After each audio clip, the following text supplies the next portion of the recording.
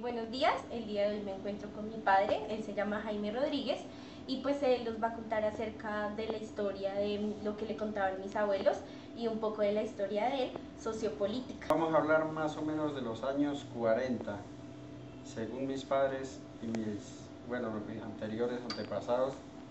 Era una época, por un lado era dura y por otro lado era una época fácil. ¿Por qué? Bueno, digamos una época fácil en cuanto a lo económico, porque la vida era más suave, las tierras se daban más, había más trabajo, menos gente, menos lujos y la plata alcanzaba más. En cuanto a lo político, se dividía en dos partidos, liberales y conservadores. Y eso vino a ser como una tradición para uno y para los otros. Se formaron dos colores, el rojo y el azul. Lo cual vino a traer una guerra civil, que fue la guerra del 52. ¿Y qué pasó en esa guerra? En esa época hubo mortandades, hubo desempleo, hubo enfermedades. Bueno, vino toda clase de malestar para la sociedad, que fue una guerra más o menos de 2 años que duró. En esos 2 años fue, según cuentan ellos, fue de tristeza, de hambre, donde se sufrió tremendamente. Bueno, pasado esa guerra volvió la economía como a surgir, volvió el empleo, volvió el trabajo y se normalizó el país, pero se fortalecieron las guerrillas y fue cuando nació las FARC de esa época. Bueno, en cuanto a orden público, hablando hace más o menos 30 años atrás, en mi pueblo, o sea, en Chita, hubo una época difícil, que fue cuando las guerrillas se tomaron al pueblo y acabaron con los poquitos policías que había, otros se los llevaron secuestrados. Hubo 2 tomas en las que acabaron con medio pueblo. Y también fue la época del burro, cuando colocaron el burro bomba ese que también acabó con otra parte del pueblo y hubieron como 7, 8 muertos. La situación era así, habían 2 bandos, las FARC y el ELN.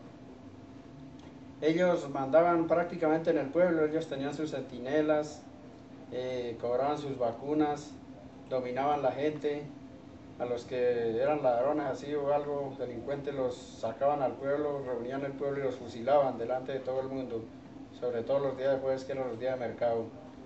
Y también se enfrentaban entre los 2 grupos, en pleno pueblo o en el campo se enfrentaba el ELN y las FARC. Había combates que duraban hasta 2, 3 días.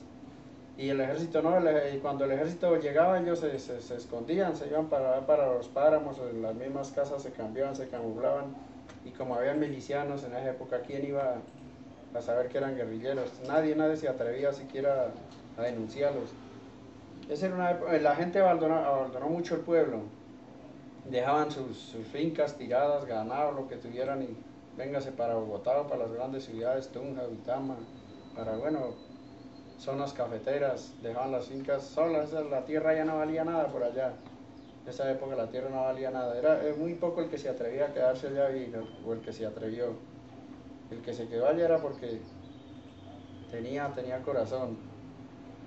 Bueno, otra era bueno, ya hablamos de los fusilamientos, ajusticiamientos. Llegaban a las casas, bueno, el que no les daba de comer o algo, tome, ahí le mataban a la familia o a ellos. Y la reclutamiento, también hubo una época de reclutamiento de menores por parte de las FARC y el ELN, en lo que ya los niños de 10 años en adelante ya los iban preparando hasta que lo llevaban. Y si allá como se dice, le amarraban los perros, si ellos no se quedaban o se llegaban a volar, les decían que le mataban a la familia, que llegaban a las casas, le mataban el papá, la mamá, bueno, cualquier ser querido. Entonces, por miedo a eso, muchos se quedaron allí en la guerrilla.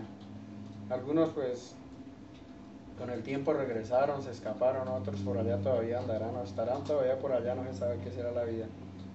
Muchas familias perdieron mamás, perdieron sus hijos, que este es el momento que no sabe si estarán vivos o muertos.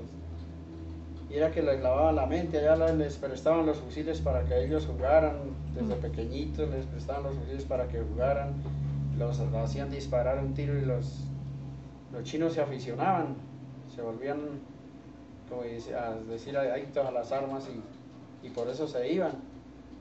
Niños, niñas.